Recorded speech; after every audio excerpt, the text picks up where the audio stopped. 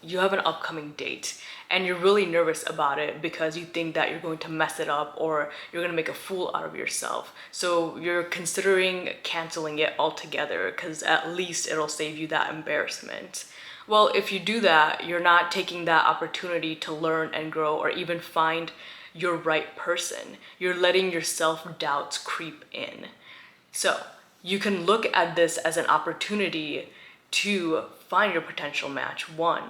Or two, you can let the worst things possible, the thoughts of the worst things possible happening, get to you. Hey everyone, I'm Yogini. Welcome back to my YouTube channel. Today, we're going to dive deep into a topic that affects us all at some point, and that is self-doubt. So, we're going to explore practical tips on how you can overcome self-doubt and boost your confidence. So let's get started. Self-doubt is a real confidence killer. It can hold us back from pursuing our dreams and achieving our goals. We've all been there before a presentation, an interview, or even a date. But not to worry, because today we're going to explore 4 strategies that you can use to overcome self-doubt. Tip number 1 is to feel the fear and do it anyways. So for example, you have an upcoming date and you're really nervous about it because you think that you're going to mess it up or you're going to make a fool out of yourself. So you're considering canceling it altogether because at least it'll save you that embarrassment. Well, if you do that, you're not taking that opportunity to learn and grow or even find your right person. You're letting your self-doubts creep in. So you can look at this as an opportunity to find your potential match, one. Or two, you can let the worst things possible, the thoughts of the worst things possible happening, get to you. And this is what most people don't realize. When we're afraid of something, we tend to focus on everything negative that's going to happen.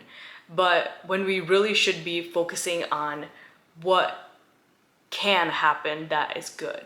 So what most people tend to forget is that we can choose the way we want to perceive a situation. You can perceive it with 1, the worst possible outcome that's going to happen, or 2, you can choose to look at it as something that's going to bring in more opportunities for you.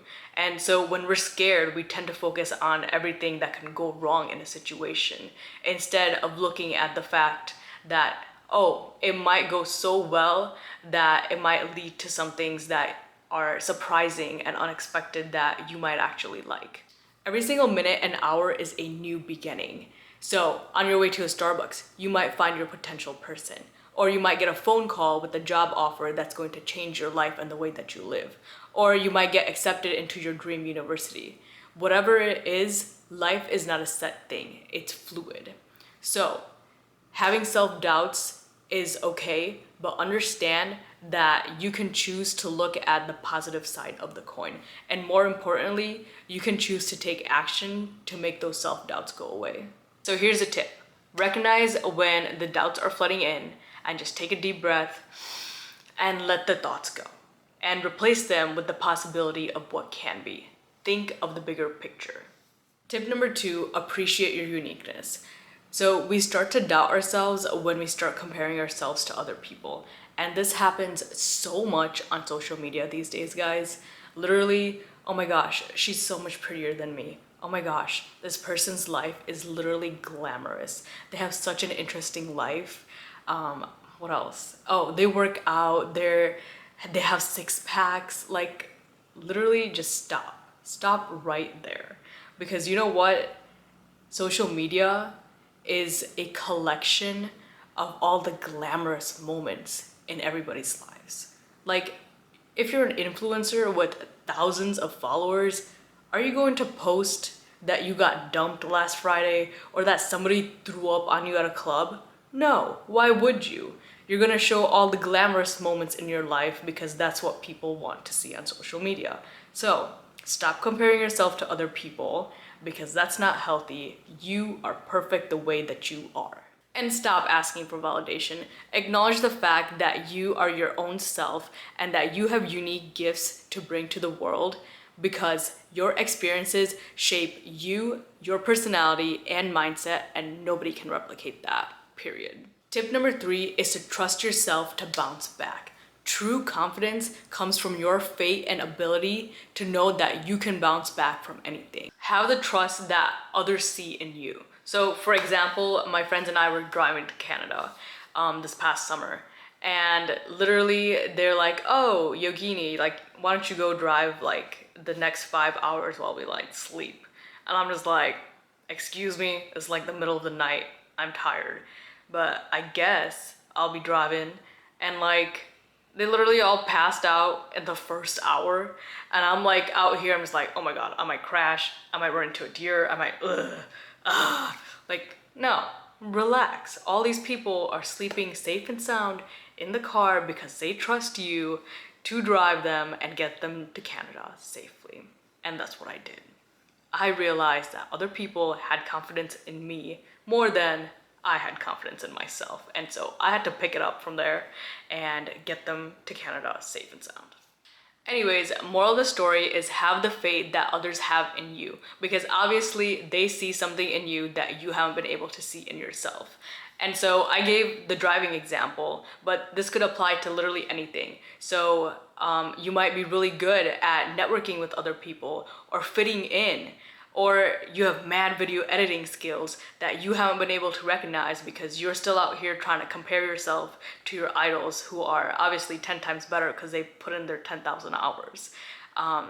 In that case, you need to recognize that you have the ability to get to where your idols are. You just have to put in the hard work and effort and stop letting those doubts creep in. For example, athletes. You know that they've put in more than those 10,000 hours. They've put in their soul, blood, sweat, and tears into whatever practice that they want to be the best at in the world. They've trusted themselves to be able to bounce back from any failures that they've encountered. And so you need to have that same unwavering trust in yourself to achieve your dreams and goals, because if you don't believe in yourself, honey, who's going to? Tip number 4 is to set goals to give you a sense of direction. And so you need to plan out and schedule what you're going to do in order to accomplish your goals. This does not translate, and I reiterate, this does not translate to having a to-do list, because let's face it, to-do lists do not work. For me personally, they have not, because I just tend to procrastinate all the items on the to-do list until like the deadline is coming up, and it's like, oh shoot, I have 2 hours to do this. That's not getting done anytime soon. Yeah.